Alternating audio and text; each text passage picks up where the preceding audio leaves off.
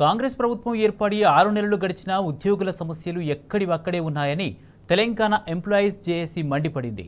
CM Revanth Reddy ఉద్యోగుల సమస్యలపై దృష్టి పెట్టాలన్నారు. పాత పెన్షన్ విధానం, ఉద్యోగులకు ఆరోగ్య పథకం అమలు, పెండింగ్లో ఉన్న 4 డిఏలలో కనీసం 2 విడుదల చేయాలని కోరారు.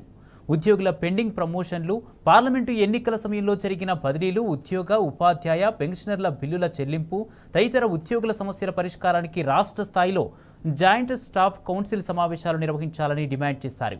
హైదరాబాద్ నాంపల్లిలోని టీఎన్జీఓస్ కార్యాలయంలో తెలంగాణ ఎంప్లాయీస్ జేఏసీ అత్యవసర సమావేశం జరిగింది.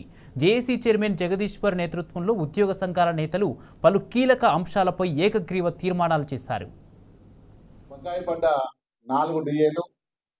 జూలై 5వ డిఏ, ఆ డిఏలు కూడా ఇలా బకాయి పడ్డ డిఏలను కూడా విడుదల చేయాలని తీర్మాన రూపకంగా ఇలా ఉద్యోగుల జేఏసీ ఏకగ్రీవ తీర్మానం చేసింది. కాంట్రాక్ట్ పెన్షన్ విధానాన్ని రద్దు చేసి పాత పెన్షన్ విధానాన్ని కొనసాగించాలని, మరి ఉద్యోగులకు కేటాయించిన భూమిని ఇలా ఉద్యోగ సంఘాల బాధ్యులకు సొసైటీ రూపంలో ఉన్న భూమిని కూడా ఉద్యోగులకే కేటాయించాలని, అలాగే మన ఉద్యోగ ఉపాధ్యాయ పెన్షన్ పెండింగ్ బిల్లును విడుదల చేసిన ఉద్యోగులను మన వాళ్ళ స్థానాలకు మళ్ళీ బదిలీ చేసి ఈ 315 జీవోను మరి మన క్రమంగా అమలు చేసిన తర్వాతనే బదిలీలు చేయాలి. చాలా మంది ఉద్యోగులు ఇలా చాలా ఇబ్బందులు పడుతున్న మాట వాస్తవం.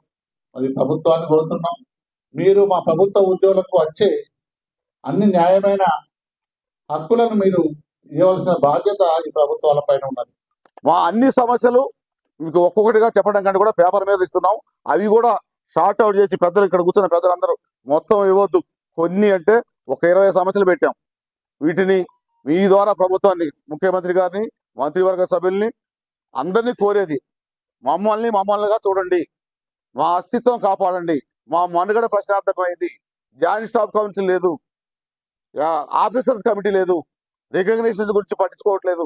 ఇవన్నీ మా రైట్, రాజ్యాంగ పరంగా ఉద్యోగ సంఘాలు రావాల్సిన రైట్. వీటన్నిటిని అడగడం కోసం ఈరోజు సమావేశం.